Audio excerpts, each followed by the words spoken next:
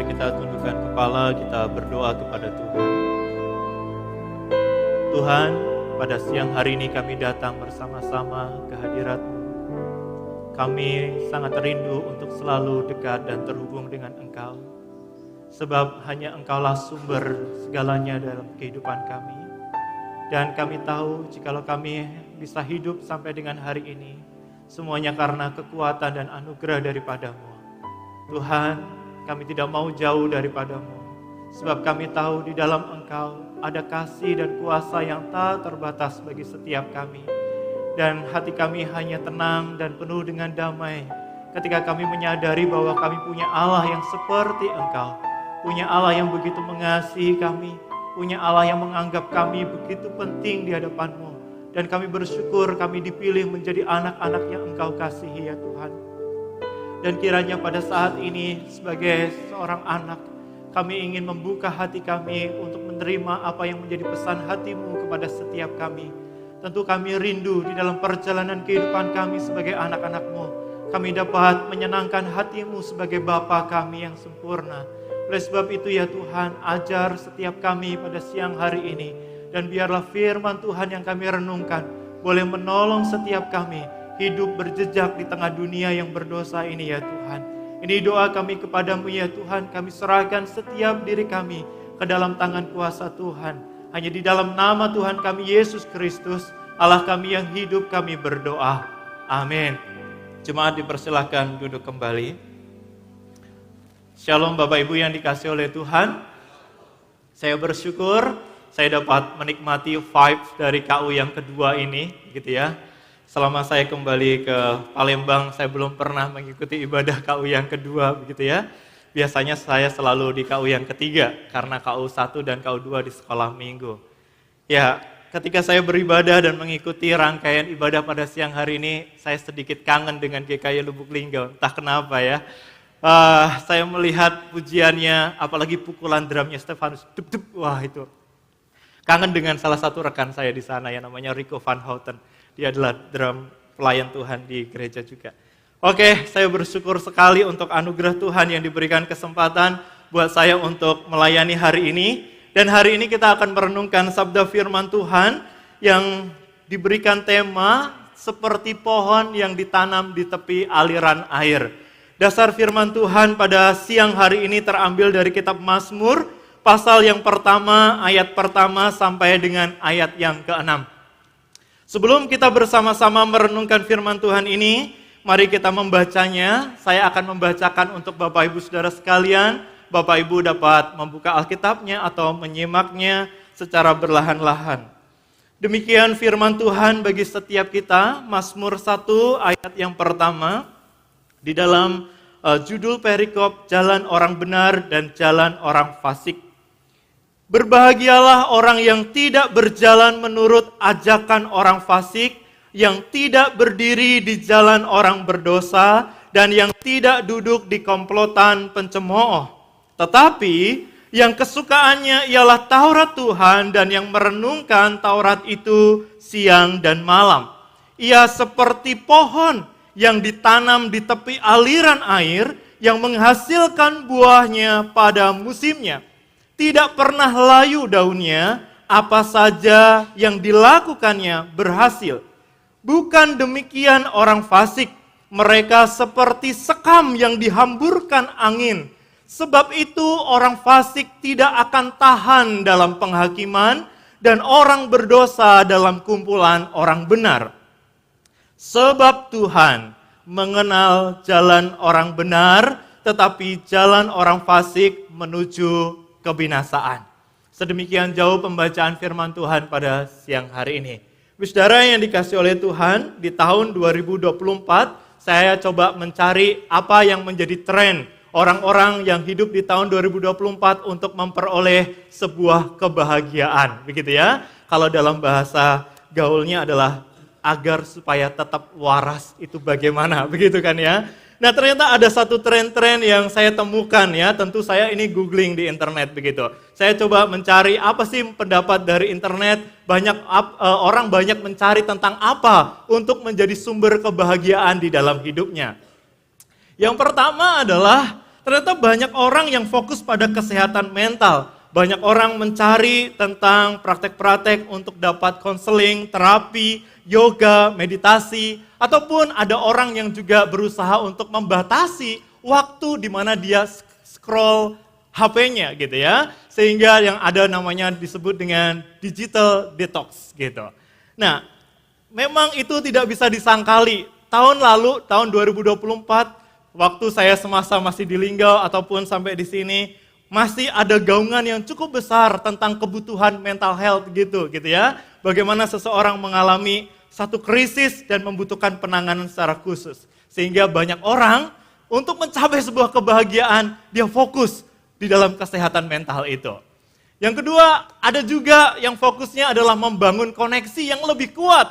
Tidak memilih banyak teman, tidak memutuskan untuk bergabung di dalam komunitas yang besar. Dia hanya memilih 1, 2, 3 orang sebagai teman baiknya, namun ketiga teman atau 2 teman itu bisa menolong dia untuk berbagi hidup lebih mendalam lah gitu ya. Jadi ada tagline yang namanya kualitas mengalahkan kuantitas. Gitu. Nggak perlu banyak-banyak, 1, 2 teman tetapi bisa curhat lah ibaratnya begitu ya. Kemudian bagaimana menemukan dengan membantu sesama seseorang ternyata bisa merasakan kebahagiaan gitu ya. Dan yang ketiga, ada juga tren bagaimana seseorang itu mengejar hobi dan passionnya supaya dia tetap waras gitu ya, supaya dia tetap bahagia di tahun 2024 itu dengan cara melakukan traveling atau solo traveling biasanya begitu, belajar hal baru, sesuatu yang mungkin dulu belum pernah dipelajari, kini dipelajari, berkreasi begitu ya, itu ternyata juga menolong orang untuk merasakan kebahagiaan itu. Ada juga yang keempat itu adalah seseorang fokus pada keseimbangan hidup dan bekerja. Ya, seseorang ternyata semakin sadar gitu. Ternyata selama ini waktuku habis untuk bekerja begitu ya. Mungkin juga ada irisannya dengan pelayanan sehingga membagikan waktunya untuk berkomunitas dan juga berbagi waktunya dengan keluarganya begitu ya. Jadi work life balance gitu. Itu salah satunya itu yang dilakukan, berbagi waktu. Ada juga karena pekerjaan memang nggak bisa ditinggalkan, namun orang memutuskan untuk bekerja dari jarak jauh. Tetap di rumah, tapi bagaimana saya tetap bekerja, remote work gitu ya. Nah itu juga dilakukan oleh generasi-generasi milenial begitu. Hal ini dilakukan untuk memperoleh satu kebahagiaan ya di dalam hidupnya.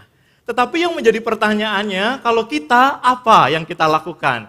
Mungkin di tahun lalu kita ada yang kita lakukan dari keempat hal ini. Mungkin kita ada yang fokus pada kesehatan mental. Mungkin kita juga tahun lalu membangun koneksi, mengejar hobi, passion, keseimbangan hidup, dan sebagainya. Gitu ya.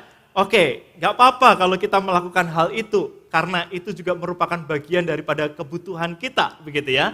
Tetapi sebagai orang percaya pada kesempatan siang hari ini, saya mengajak setiap kita seperti tema tahunan kita, yaitu kita kembali kepada dasar hidup kita. Seperti lagu tadi, yaitu dasar hidup kita adalah firman Allah.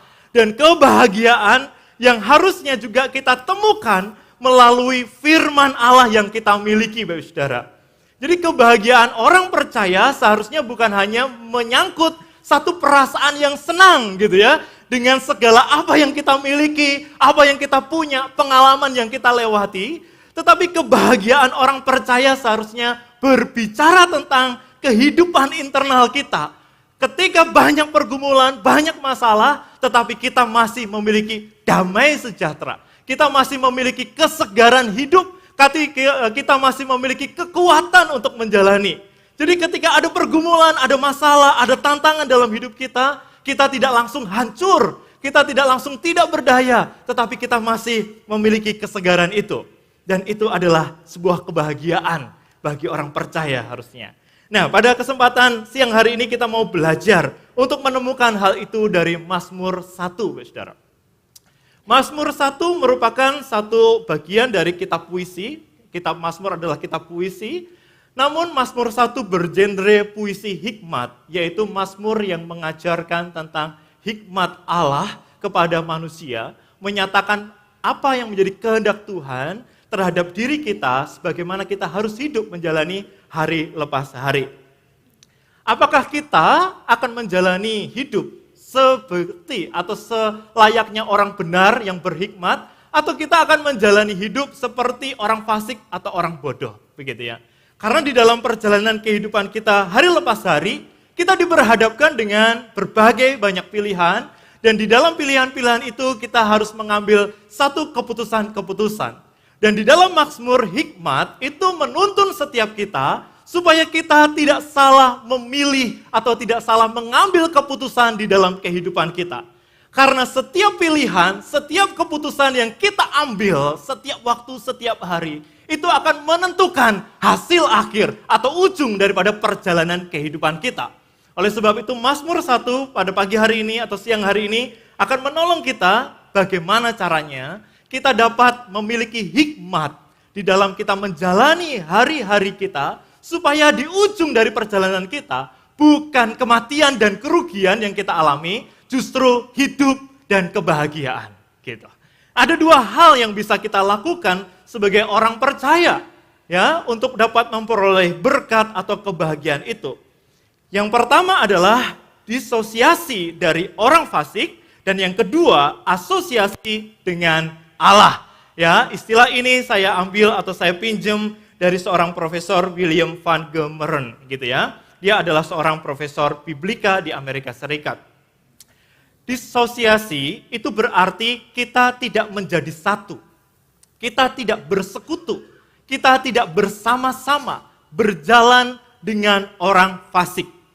Asosiasi itu berarti kita bersatu, bersekutu, bersama-sama berjalan dengan Allah, gitu ya, dengan satu tujuan yang sama. Nah, pertanyaannya, mengapa untuk mendapatkan satu berkat, kehidupan, kebahagiaan, sebagaimana yang saya maksudkan tadi, kita harus disosiasi dari orang fasik? Kenapa? Ada apa dengan orang fasik? Mari kita melihatnya, Bapak Saudara sekalian.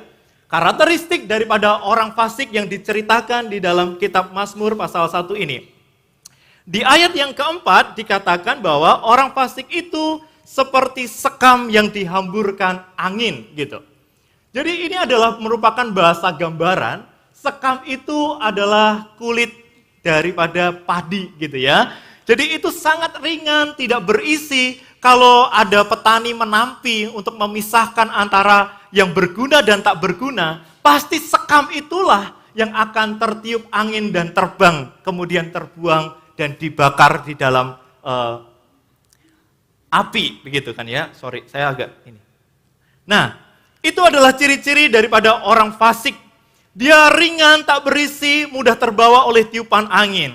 Nah, kita bisa memperlengkapi pengertian atau kita bisa mengenal lebih jauh karakteristik daripada orang-orang fasik itu seperti apa ketika kita membaca atau kita men-search dari kitab Mazmur ini secara keseluruhan. Di Mazmur dikatakan orang fasik itu punya ciri-ciri, dia adalah orang yang congkak. Dia adalah orang yang sombong, gitu. Dia suka meninggikan diri di atas sesamanya. Dia suka memamerkan segala apa yang dia miliki. Itu adalah ciri-ciri daripada orang fasik. Tetapi di dalam kencongkaannya itu, dia bukan hanya memamerkan, tetapi dia juga mencemooh, dikatakan di bagian yang lain. Dia suka mencemooh orang lain, suka merendahkan, begitu. Bahkan di dalam kefasikannya, begitu ya, di dalam kejahatannya, dia menindas orang yang lemah. Dia merencanakan kejahatan bagi orang lain. Ini adalah salah satu ciri-ciri daripada orang-orang fasik, Bapak Saudara. Jadi salah satu syarat bagaimana kita bisa menjalani kehidupan yang berbahagia, yang diberkati Tuhan, adalah kita tidak bersatu dan kita tidak bersekutu dengan orang-orang fasik.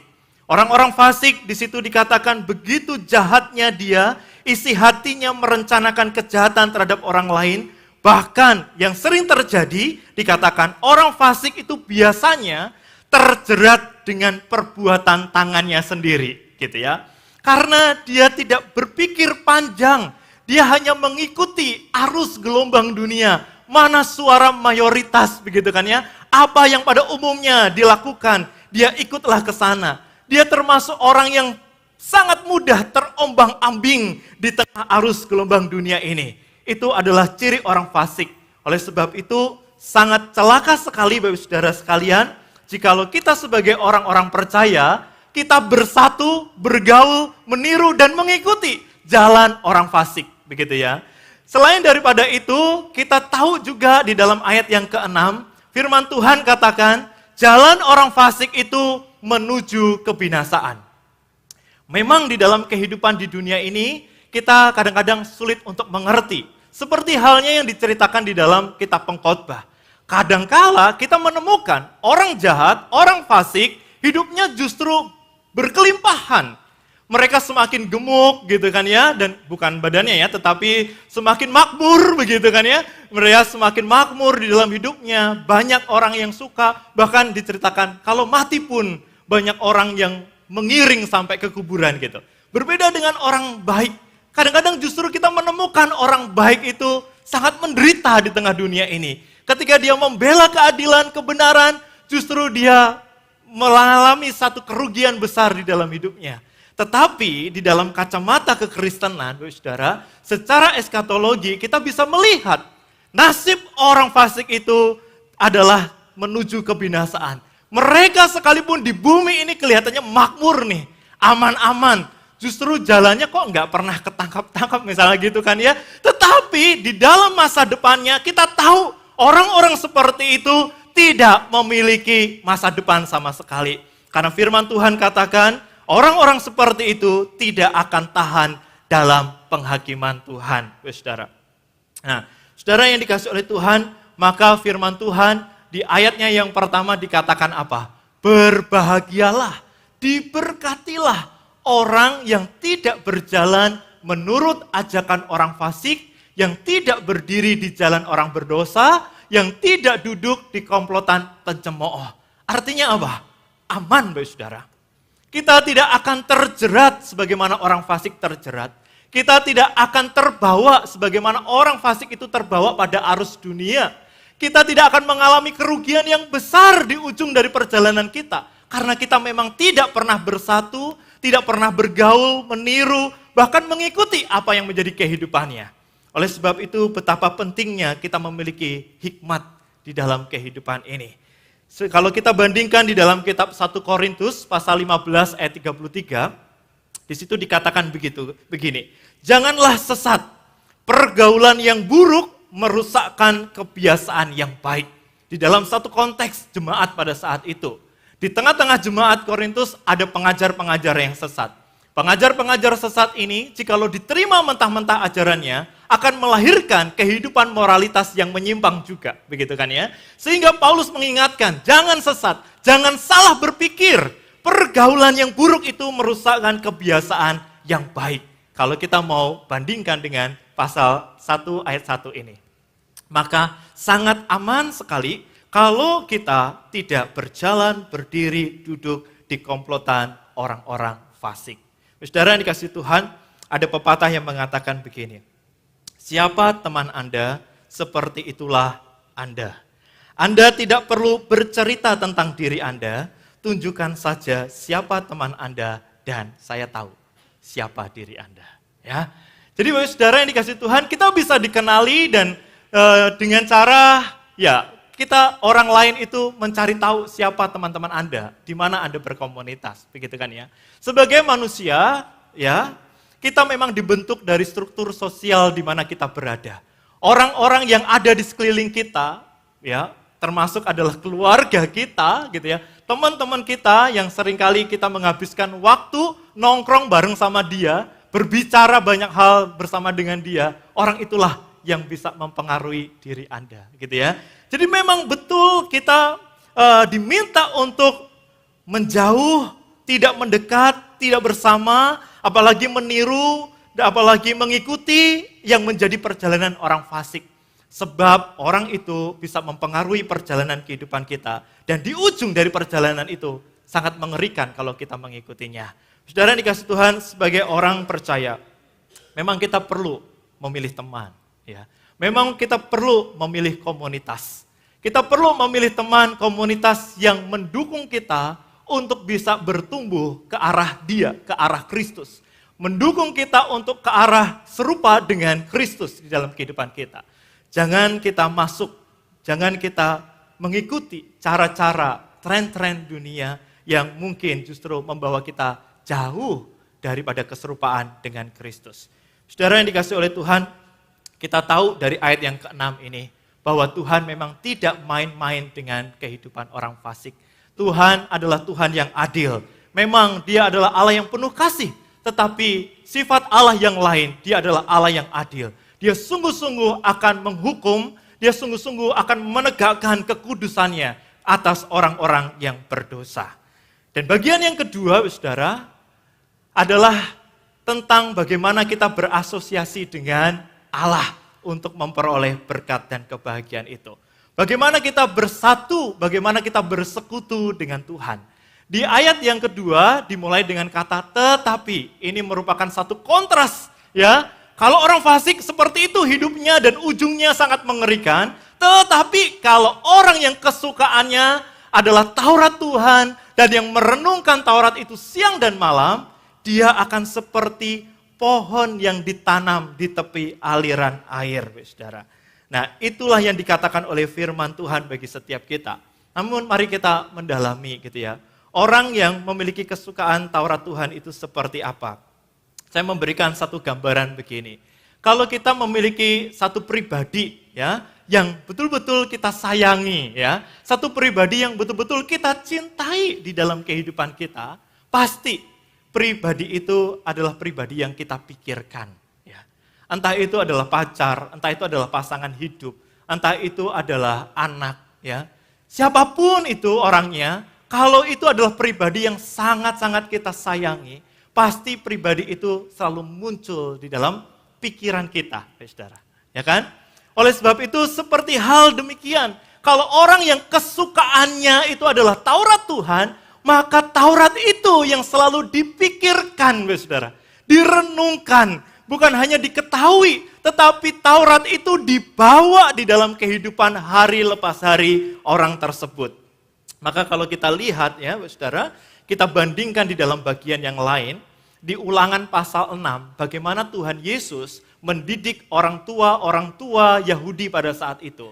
Tuhan Allah memberikan satu perintah kepada mereka, yaitu supaya setiap orang tua Yahudi itu mengajarkan dan membicarakan firman Tuhan secara berulang-ulang kepada anak-anaknya. Betul ya? Di dalam Ulangan pasal yang ke-6 itu.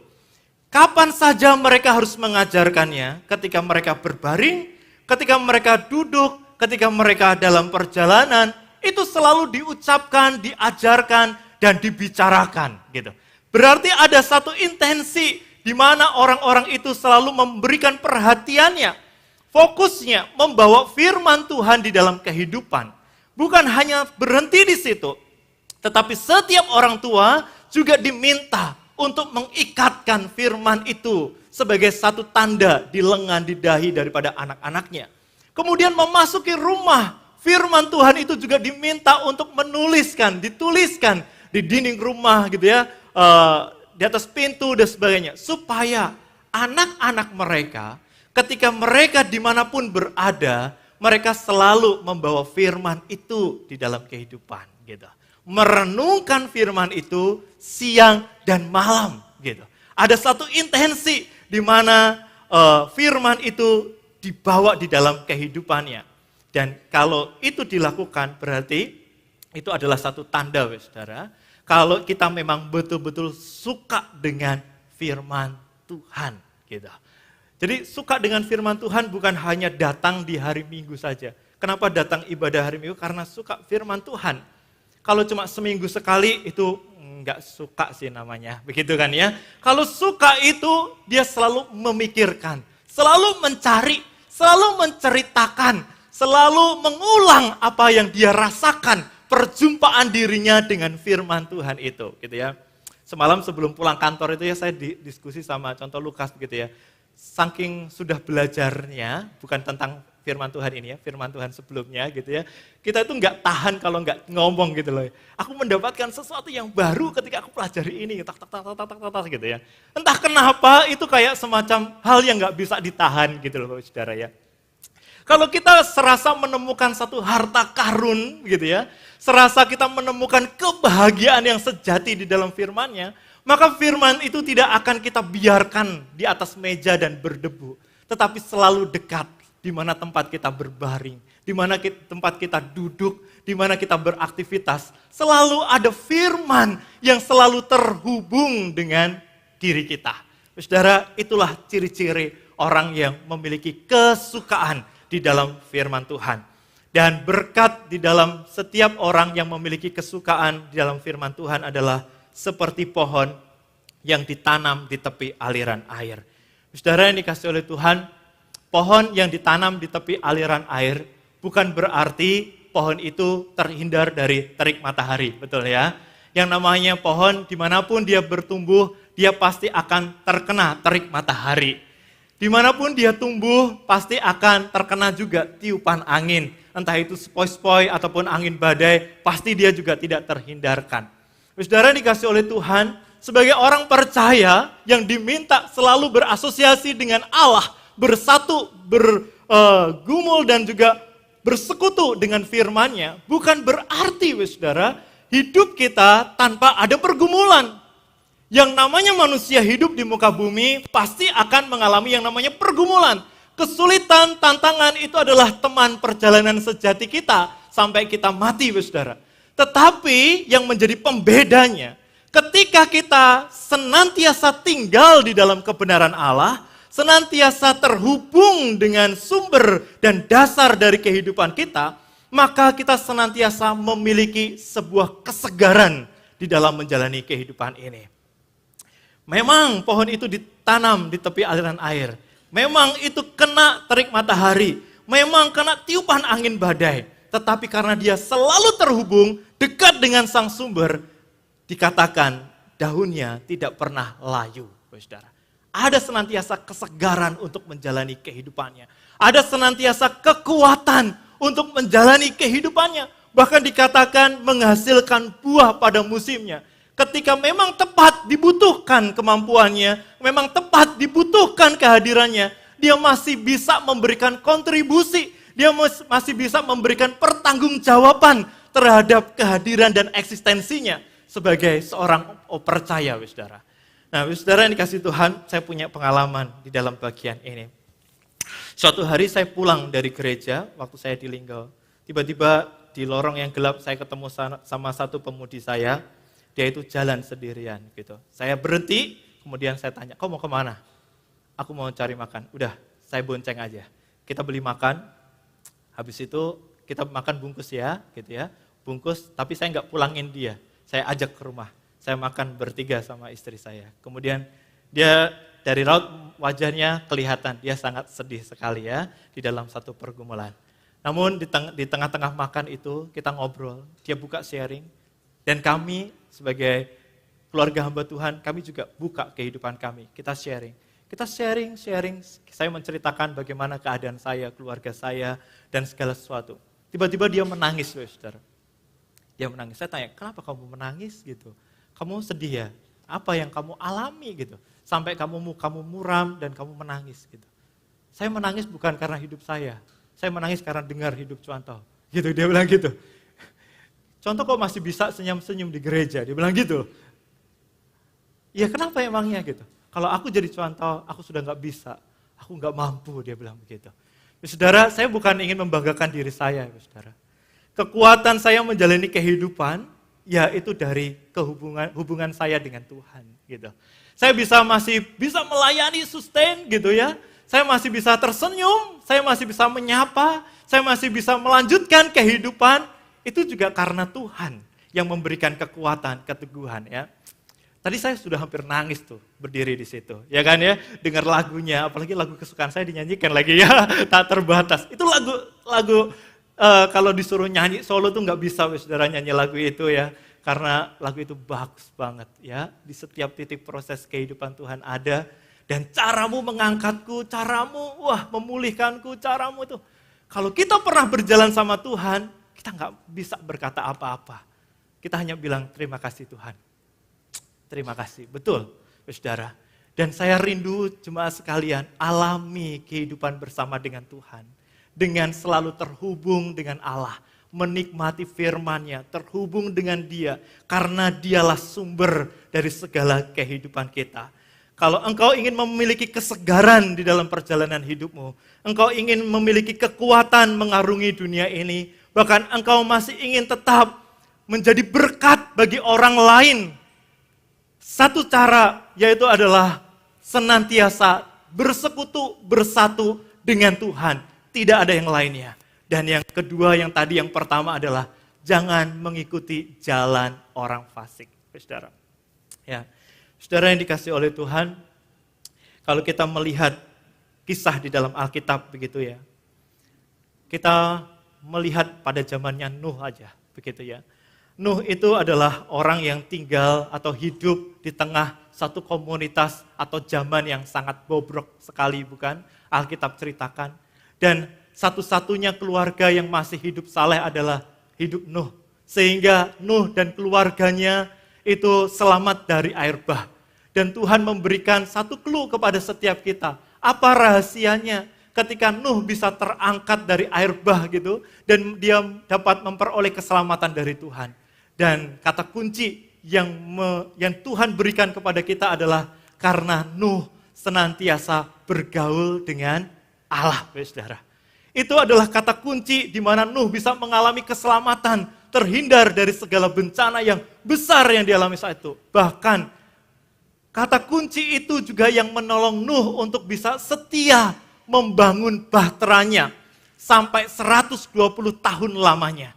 Tentu untuk membangun bahtera selama itu, dia pasti dicemooh, dihina orang, diejek orang. Untuk apa kamu bangun bahtera di tengah padang gurun seperti ini gitu loh.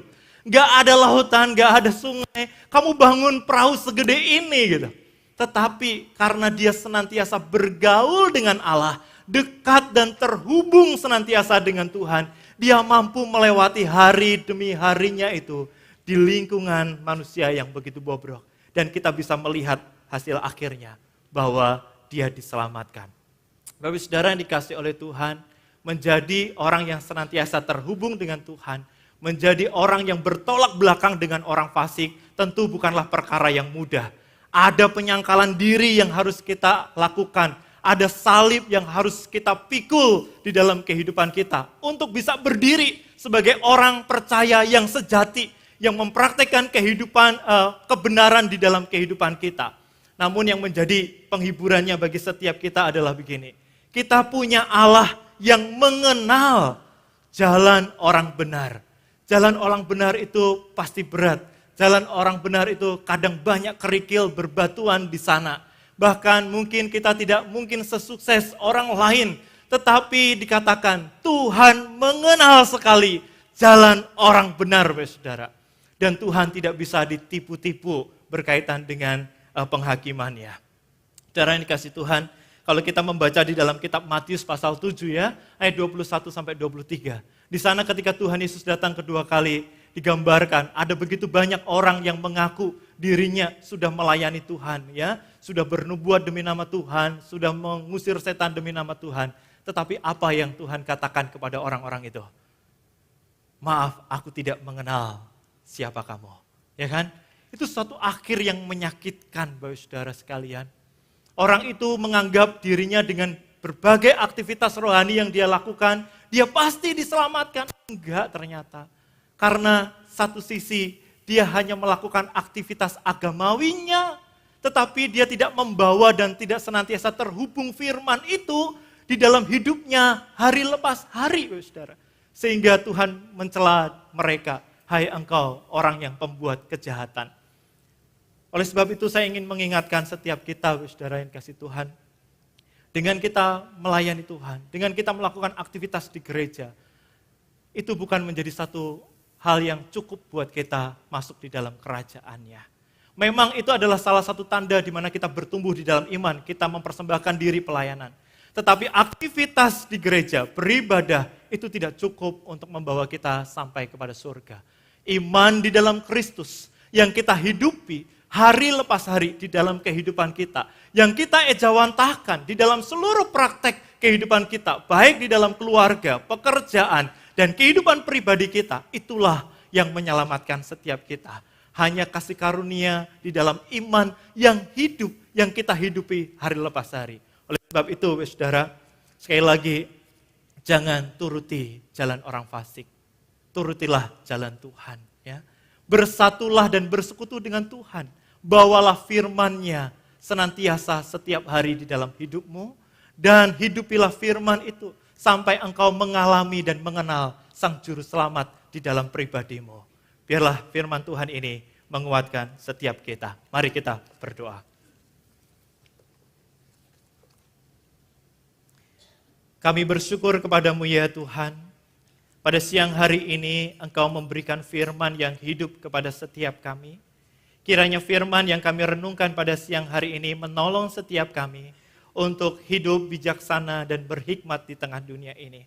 Di balik segala pilihan dan keputusan yang harus kami ambil setiap hari, ajarlah kami senantiasa taat dan setia akan kebenaran firman Tuhan di dalam kehidupan kami.